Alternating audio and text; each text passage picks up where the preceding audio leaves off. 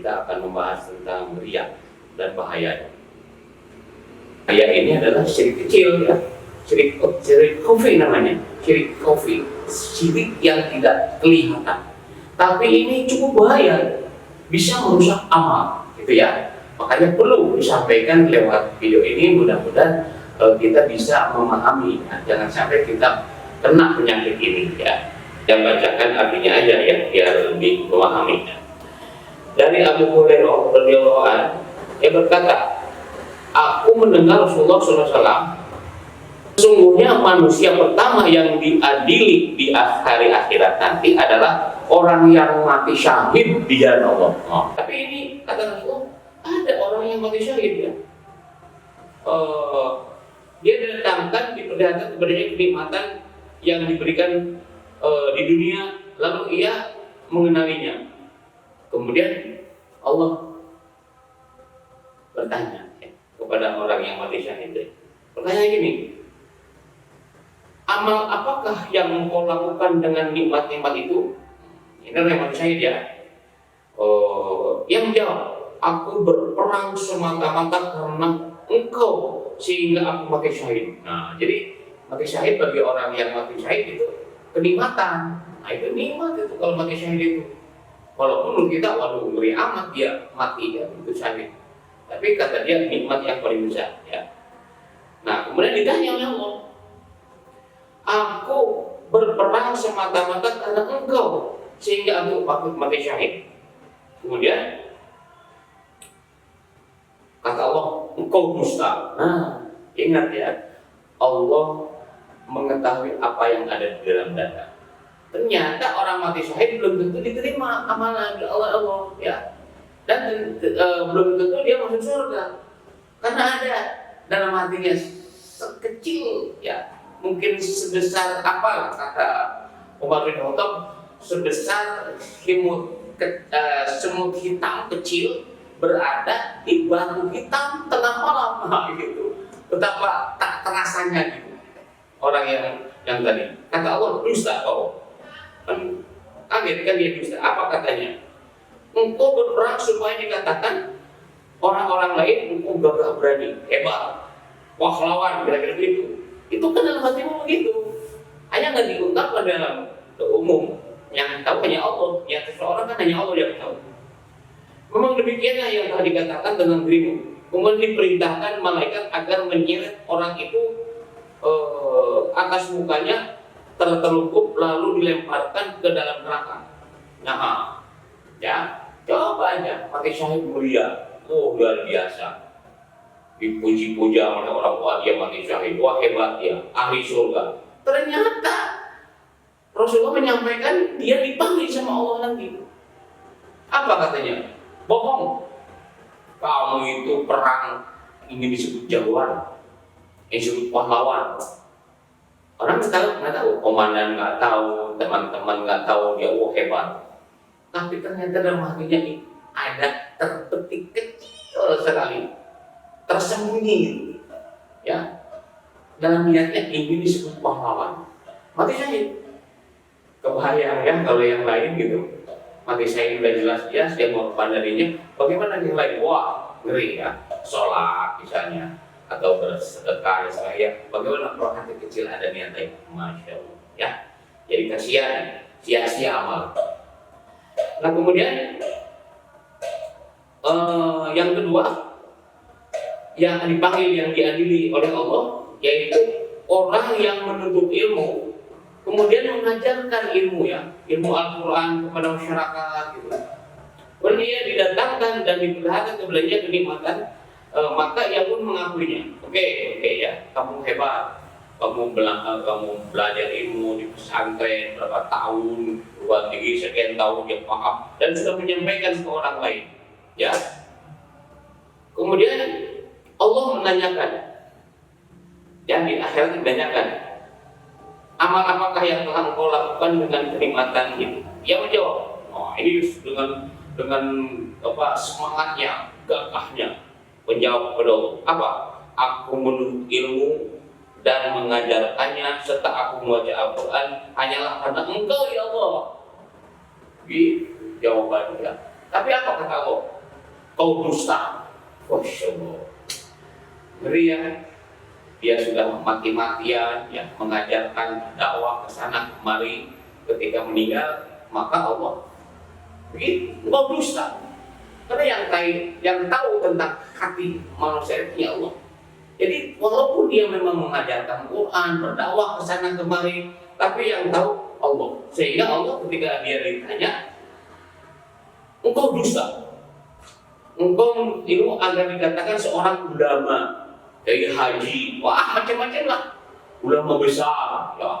Maka dengan bangganya dia memakai apa namanya sorban macam-macam yang disebut ulama. Nauzubillah min dzalik. Ya Allah, ya Rabb. Ya. Dan engkau membaca Al-Quran supaya dikatakan sebagai qori. Oh hebatnya baca Qurannya, masya Allah. Ya. Makanya tidak menjamin ya para pemirsa. Ya Allah, maaf. Banyak orang yang hafal Quran tapi tidak melambangkan dirinya sebagai Al-Quran. Nauzubillah. Mudah-mudahan kita tidak ya. Tapi ada yang semakin wallahu a'lam ya. Memang kata Allah, begitulah yang dikatakan tentang dirimu. Kemudian diperintahkan para malaikat agar menyeret atas mukanya dilemparkan ke dalam neraka. Mengeri sekali ya. Ya. Yang pertama siapa tadi? Mati syahid. Udah pikiran kita surga. Oh hebat, bidadari gitu. Tapi ternyata ini yang kata Allah. Inilah yang disebut dia terselubung. Subhanallah. Yang kedua, tadi ulama mengajarkan Quran, hafal Quran, tapi ternyata kemudian yang ketiga siapa yang dipanggil oleh Allah? Nah, yaitu orang yang diberikan kelapangan rezeki dan berbagai macam harta benda dan diperlihatkan kepadanya kenikmatan, maka ia pun mengenalinya dan membukanya. Nah, ini pun orang yang banyak harta, kemudian bersedekah banyak. Wah, sedekah di mana-mana. Ya, malah sekarang mohon maaf di videokan sudah sedekah. Wah, hebat. Ketika Allah bertanya, apa yang kau lakukan dengan nikmat itu? Oh, saya nikmat ya Allah kalau bersedekah. Oh, nikmat saya. Nikmat kalau bersedekah. Dan saya senang sekali bersedekah. Gitu ya. Dan itu semuanya hanya karena Allah. Ya. Hanya karena Allah. Nah, itu. Itu dengan di hadapan Allah nih. Di hadapan Allah ya. Apa kata Allah? Dusta kau. Ya, kenapa dusta? Engkau berbuat demikian supaya dikatakan seorang dermawan, murah hati. Gitu. Dan memang begitulah tentang dirimu. Kemudian apa? Diperintahkan malaikat untuk menyeret dia ke neraka. Tiga inilah yang menurut kita adalah sesuatu yang sangat luar biasa. Seseorang yang luar biasa mati syahid.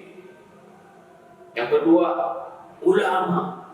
Ya, atau orang yang bisa menyampaikan agama. Yang ketiga adalah orang yang dermawan, ngasih, malah tidak lupa itu ya di film dan sebagainya untuk dilihat ya.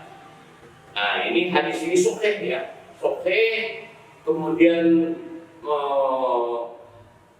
Muslim ya dalam Kitabul Imarah bab mas qatala liriyah ya wasum'ah ya. Ini dalam Muslim. Kemudian An-Nasai ya, dalam kitab bab mangkotala liyutola ya, Fulan Jar'i, Sunan Nasai. Kemudian Ahmad dalam musnadnya. Di dalam Al-Quran ya, banyak sekali ancaman tentang bahaya riya. Ya bukan dosa besar, tapi penyebab hancurnya amal kebaikan gitu ya. Apa? Satu ya, riya lebih bahaya bagi kaum muslim daripada fitnah Dajjal, masya Allah. Ya, ini hadisnya ya, yang artinya maukah aku kabarkan kepada kalian sesuatu yang lebih tersembunyi di sisiku atas kalian daripada masih ada aja. Kepada sahabat nanya, maukah aku tunjukkan sesuatu yang lebih bahaya dari Dajjal? Maka kata mereka mau. Kemudian kata Allah, kami Ya, maka Rasulullah berkata, yaitu syirkul khafi. Nah, ini yang disebut syirkul khafi ya. Ria itu adalah syirik khafi yang tersembunyi, yang nggak kelihatan.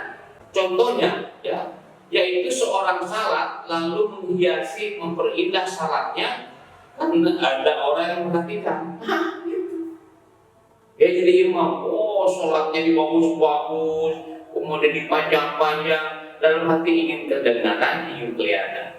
Allah, ria lebih sangat merusak daripada serigala menyergap domba. Itu kiasannya Rasulullah ya. Ini hadisnya ya, yang artinya tidaklah dua ekor serigala lapar dan dilepaskan di tengah kumpulan domba lebih merusak daripada dari ketamakan seorang daripada harta kedudukannya. Rasulullah SAW mengibaratkannya, yaitu rusaknya agama seorang muslim karena tamaknya dengan harta, kemuliaan, pangkat dan kedudukan. Semua itu menggerakkan dia dalam hati. Nah, itu maksudnya ya. Jadi diberinya harta dia sombong, ria. Diberi ilmu sombong, ria. Diberi harta sombong. Jadi semua diberikan Allah menjadi ria. Masya Allah, itu lebih jahat gitu. Amal soleh akan hilang pengaruh baiknya dan tujuannya disertai dengan ria ya, yang tujuannya bila disertai ria. Ini ya sudah jelas dalam Al-Quran ya, mungkin semua sudah hafal, malah di luar kepala ini. Fawailul lil musallin alladzina hum an salatihim sahun alladzina hum yura'un wa yamna'un al-ma'una. Jadi ria itu ya sesuatu yang dilarang karena merusak amal semuanya ya. Jadi sholat ria, memberikan sesuatu ria dan semuanya ria ya. Nah, orang yang berbuat ria tidak mau menolong orang lain karena salah mereka tidak mempunyai pengaruh. Jadi begini maksudnya, dia sholat tapi dirusak oleh perbuatan dia sendiri gitu. Hanya hati ria itu bukan dosa besar tapi merusak amal kebaikan gitu ya. Kemudian nah ini dia akan menghapus dan membatalkan amal soleh. Ya. Ini dalam Quran ini ya, dalam Quran ini. Jadi ketika Allah berfirman dalam Al-Quran ya, yaitu ya ayyuhalladzina amanu la tubtilu shadaqatum bil manni wal adha alladzi yunfiquna ma lahu li anas. Jadi kalau orang yang bersedekah karena dia hilang itu sedekahnya ya. Hai orang yang beriman, janganlah kamu menghilangkan pahala sedekahmu dengan menyebut dan menyakiti perasaan penerimanya. Nah, maksud hati ingin membantu, tapi sebut-sebut. Coba kalau nggak ada saya, kamu mati kelaparan. Itu satu. Atau usaha dong kamu, jangan minta aja. Nah itu hilang itu ya. Kalau ngasih aja ikhlas, jangan sampai gitu-gitu. Makanya etika bersedekah itu jangan mempermalukan yang diberi. Kita saksikan bagaimana kalau ada baksos, ada sedekah, ada pembagian, dikumpulkan itu, di baris-baris orang miskin, seolah-olah diperlihatkan, nih lihat orang miskin, saya beri sedekah nih, saya orang kaya ini. Luar biasa gitu ya. Nah itu sebenarnya dia banyak pahalanya, tapi nol. Karena maksudnya kayak tadi. Makanya dalam etika kalau sedekah, kasihkan kepada orang itu, jangan dia suruh datang, kita yang datang.